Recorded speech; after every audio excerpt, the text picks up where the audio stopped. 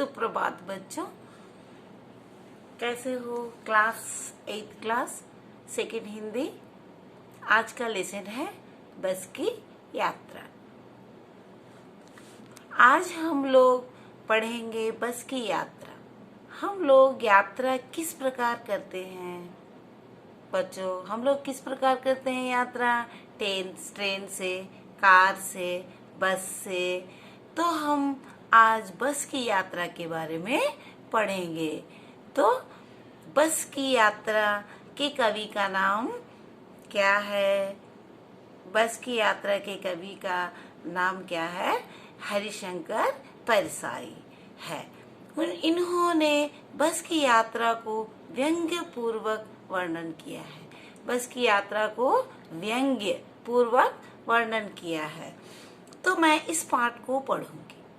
आप सभी text book निकाल कर देखिए।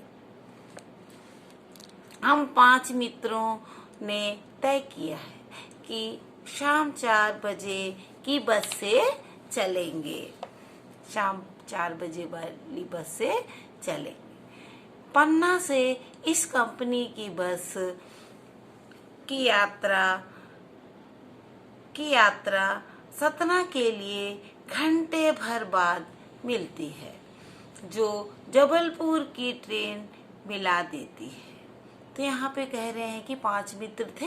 ये 5 मित्र बस में जाने के लिए पन्ना से कंपनी की बस सतना के लिए घंटे भर बाद मिलती है, तो जबलपुर की ट्रेन मिला देती है। यहाँ से इन लोग जाने पर वहाँ जबलपुर पे जाके चढ़ सकते हैं। उस ट्रेन पर ट्रेन को मिला देते, सुबह घर पहुँच जाएंगे। इस बस में जाने पर वह घर सुबह ही पहुँच जाएंगे। हम में से 2 को सुबह काम पर हाजिर होना था। उसमें 5 मित्र थे। 5 मित्रों में से 2 को काम पर हाजिर होना था। वह काम पर नौकरी में जाना है, इसलिए उन लोग घबरा रहे थे कि इस बस में जाने पर हम वहाँ पहुँच सकेंगे कि नहीं काम पे। इसलिए वापसी का यही रास्ता अपनाना जरूरी था। लोगों ने सलाह दी कि समझदार आदमी इस शाम वाली बस से सफर नहीं करते। क्या रास्ते में डाकू मिलते हैं? तो सब लोग बोले कि क्या यहाँ पे इस शाम वाली बस से नहीं जाते? क्या यहाँ पे इसमें शाम वाली बस से जाने से क्या डाकू रहेंगे क्या बीच में? इसलिए कोई इस बस से जाना नहीं चाहते करके सब लोग बोले थे। इन लोग को आश्चर्य हुआ, क्या यहाँ पे डाकू मिलते हैं? नहीं, बस डाकिन है, बस ही डाकिन है करके लेखक ने कहा। बस को देखा तो श्रद्धा उमड़ पड़ी। बस को देखा तो श्रद्धा उमड़ पड़ी, क्योंकि बस टूटी फूटी हुई थी। खूब वयोवृद्ध थी। वयोवृद्ध माने बहुत ही पुरानी थी। इतनी पुरानी थी कि इनके हर एक पुर्जे टूटे फूटे हुए थे और सीट निकला हुआ था और इंजन बहुत ही साउंड आ रहा था। और उसमें जाना है तो पन्ना से सतना जाना है तो बहुत ही मुश्किल है। इसीलिए लोग वहाँ कह रहे थे कि इस बस से शाम वाली बस से कोई नहीं जाते हैं। बस को देखा तो श्रद्धा उमड़ पड़ी। खूब वयोवृद्ध थी। सदियों के अनुभव के निशान लिए हुए थी। सदियों के यानी कि पुराने समय के जमाने के बस थी वो निशान, वो पूरे निशान लिए हुए थी कि इतने गंदा था कि मत पूछो। लोग इसलिए इससे सफर नहीं करना चाहते थे कि वृद्धावस्था में इसे कष्ट होगा। इतनी पुरानी थी, इतने पुराने बस में जाने से उसे बस को कष्ट होगा। बस जहाँ तहाँ रुक जाएगी और सफर करने वाले को मुश्किल होगा। यह बस पूजा के योग्य थी। ये बस केवल पूजा करने की योग्य थी, लेकिन ये सफ़र कराने वाली नहीं थी। मनुष्य अगर जाएंगे तो इस बस में सफ़र अच्छी तरह नहीं कर पाएंगे, जहाँ तहाँ रुक जाएगी और वहाँ फिर ड्राइवर और कंडक्टर क्लीनर सब उतर कर उसके फिर उसे ठीक करना पड़ता था, फिर उसे फिर बस में चढ़ना पड़ता था, फिर उसे फिर ले जाना पड़ता था। इस प्रकार बहुत ही तकलीफ होती थी। ये केवल पूजा करने योग्य थी, उस पर सवार कैसे हुआ जा सकता है? वहाँ के लोग सब लोग इसके ऊपर सवार होने से हमें बहुत ही कठिनाइयाँ उठानी पड़ेगी। बस कंपनी के एक हिस्सेदार भी उस बस में जा रहे थे। बस कंपनी के एक हिस्सेदार भी उस बस में जा रहे थे। वो कंपनी के हिस्सेदार भी उस बस में थे और इन 5 मित्रों ने उसके वो जा रहे थे, इसीलिए इन लोग भी इस बस में जाने के लिए तैयार हुए थे। तो उन्होंने कहा कि ये बस ले जाएगी, आपको कोई चिंता नहीं है। तब इन लोगों ने धैर्य से बैठकर उस बस में जाने की सफर करने के लिए सोचे। हमने उनसे पूछा यह बस चलती भी है करके। वो उन 5 मित्रों ने कंपनी के हिस्सेदार से पूछा। यह बोले चलती क्यों नहीं है जी? बोले चलती क्यों नहीं है जी? अभी चलेगी। हमने कहा वही तो हम देखना चाहते हैं, ये बस कैसे चलेगी? देखना चाहते हैं अपने आप चलती है या हाँ जी, और कैसे चलेगी? अपने आप चलती है, लेकिन ये कैसे चलेगी हम अभी देखना चाहेंगे। गजब हो गया, ऐसी बस हमने अपने आप चलती है।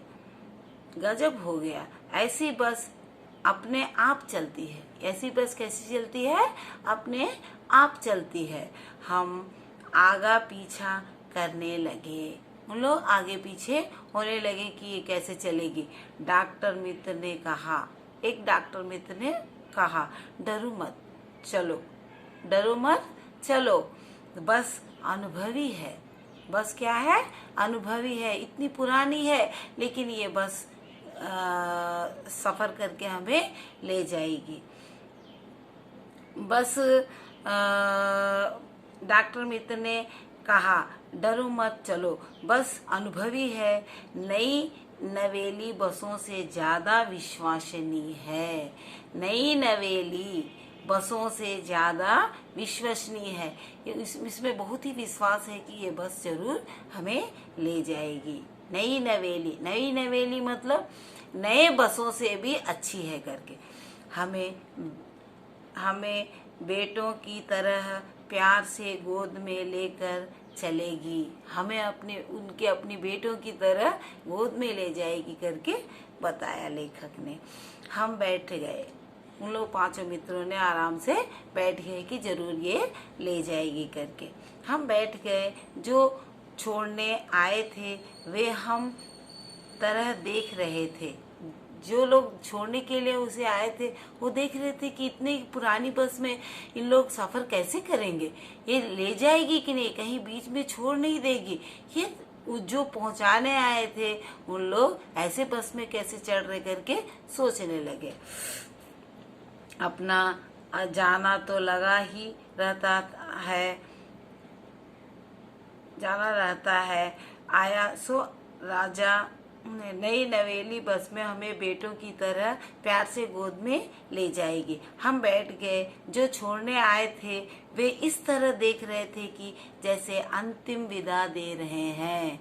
अंतिम विदा, अगर ये बस में हम जाएंगे तो अंतिम विदा हो जाएगी, क्योंकि अगर हम मर जाएंगे बीच में ही, अगर ये बस किसी को ठोकर लगा देगी, चाहे एक्सीडेंट हो जाएगा, तो हम आखिरी विदा कर रहे करके जो पहुंचाने के लिए आए थे उन लोग ऐसे सोच रहे थे। आखिरी विदा हम लोग इसे पहुंचा रहे करके। हाँ, हम बैठ गए और छोड़ने आए थे वे इस तरह देख रहे थे जैसे अंतिम विदा दे रहे हैं। उनकी आंखें कह रही थी कि आना जाना तो लगा ही रहता है, आया है सो जाएगा।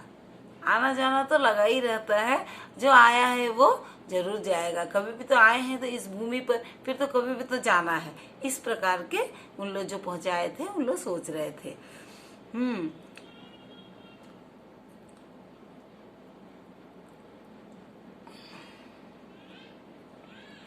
आना जाना तो लगा ही रहता है, सो जाएगा राजा रंक फकीर। आदमी को कूच करने के लिए एक निमित्त चाहिए। इंजन सचमुच स्टार्ट हो गया।